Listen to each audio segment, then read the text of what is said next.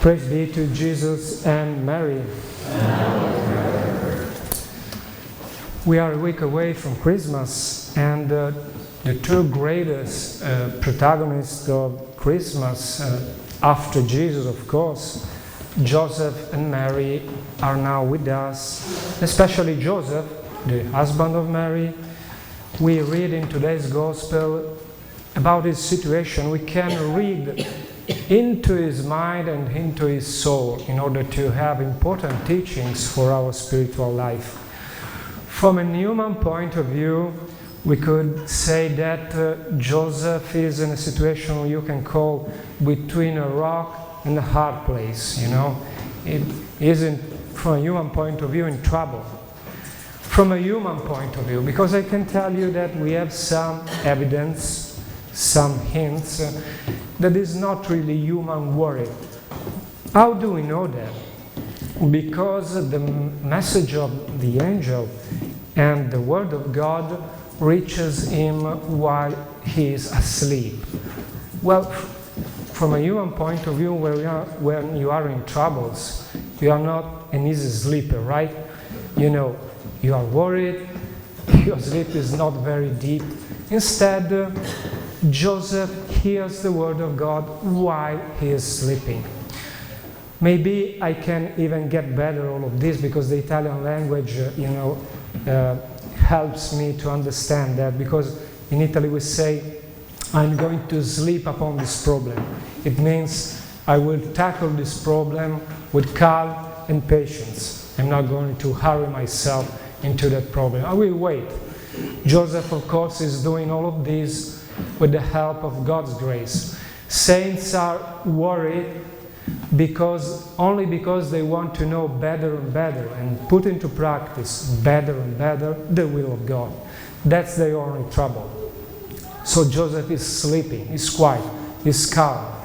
He's going to say, I love that woman, I want to protect her, so I will give up being his husband, but I will save her life, because the outcome of the situation in which Mary was involved was to be stoned to death. You know, you are going to die, because it was a very, very big sin, because they were not completely married, but their engagement was binding. So a woman cannot have a son outside of the marriage, even if the formal marriage was not already been sealed. So I will protect her life, says Joseph. I will give up being his husband. But God has always turned this kind of worries, there were supernatural worries, because Joseph said, what is happening is bigger than me.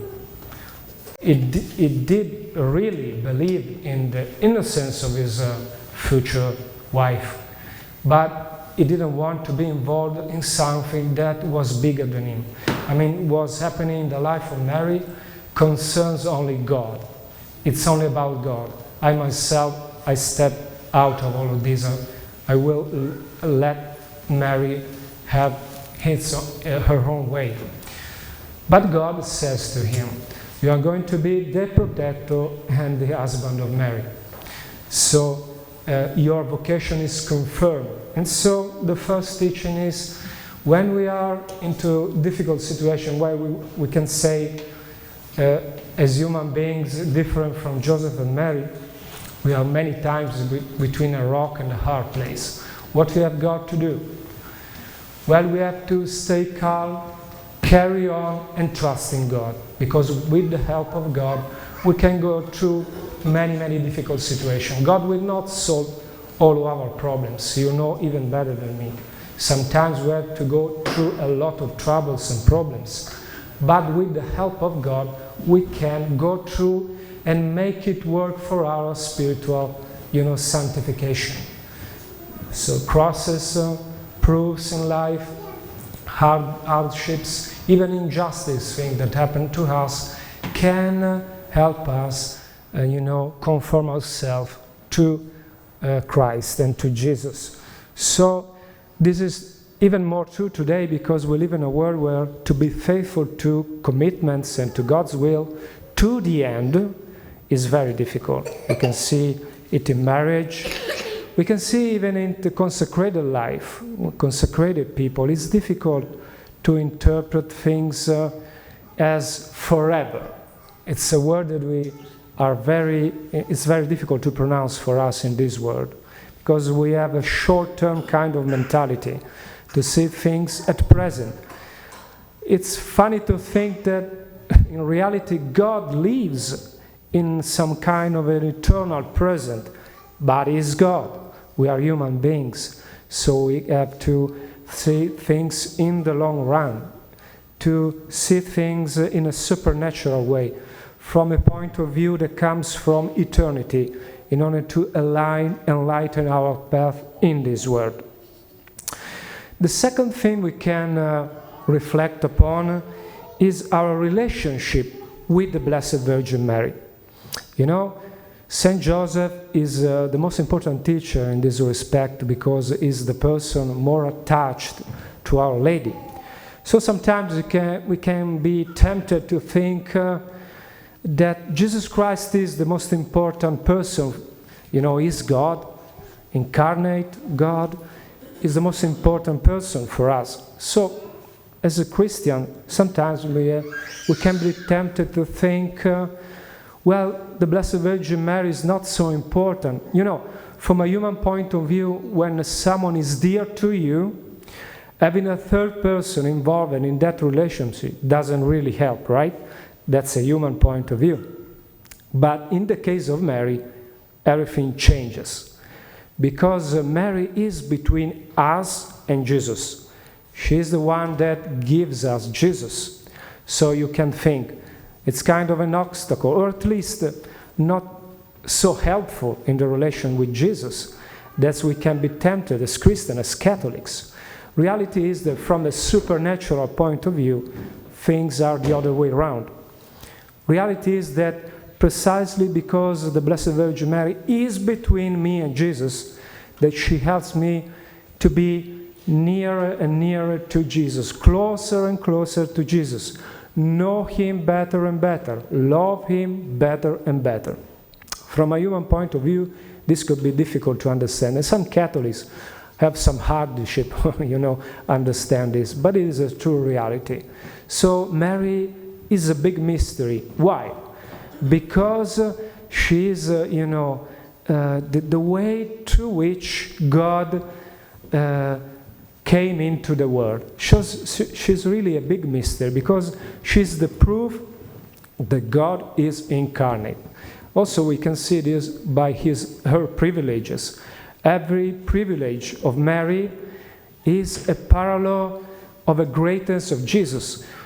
Mary is the Immaculate Conception because Jesus is the perfect Redeemer, and she's it's been her assumption into heaven also because Jesus is the perfect Redeemer. So every time we praise Mary, we're automatically praising Jesus. And so we have to, build up our relationship with the Blessed Virgin Mary always with the sense of supernatural respect, supernatural faith that Saint Joseph had in relation with his spouse. The third thing, life. The readings of today speak about someone, the birth of Jesus Christ. And this reminds us that every time a child is born, this is the biggest natural gift God can send to humanity. And I was just reflecting just before Mass about some very important principle of natural law that are expressed in your Constitution. You probably have guessed I'm not American. Life, liberty, and pursuit of happiness.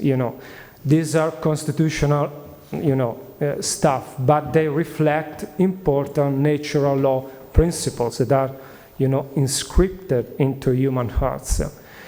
But there was a reflection. Life comes first, Grace is more important than life.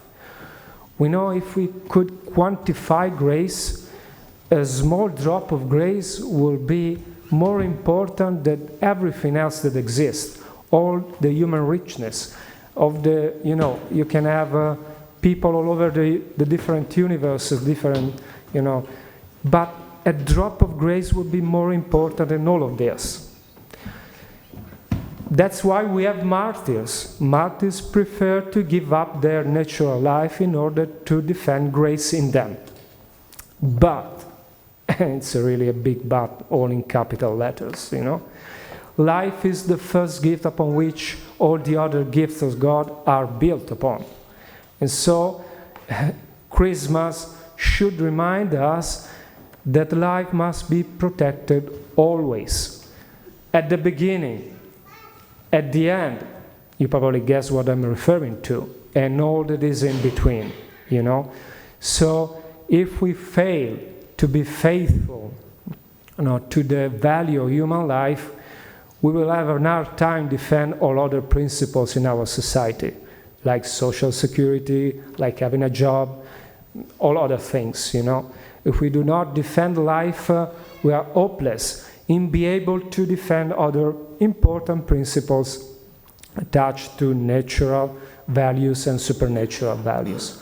We have to start from life. So Christmas should remind us also that this is a very important aspect of our apostolate, to defend the life, because it's through the birth of a child that salvation came into the world. And so probably that's why also the old enemy, so to call him, is so ferocious in attacking the value and the dignity of human life. And so, by the example that comes from the saints, and by today's readings, we have to, enter in a new year.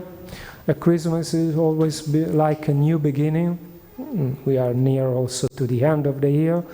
To go through this new year that God is sending us with trust in Him, attached to our Heavenly Mother, and be always willing to protect the values that are common to all human beings and dear to us also as Christians. Praise be to Jesus and Mary. Amen.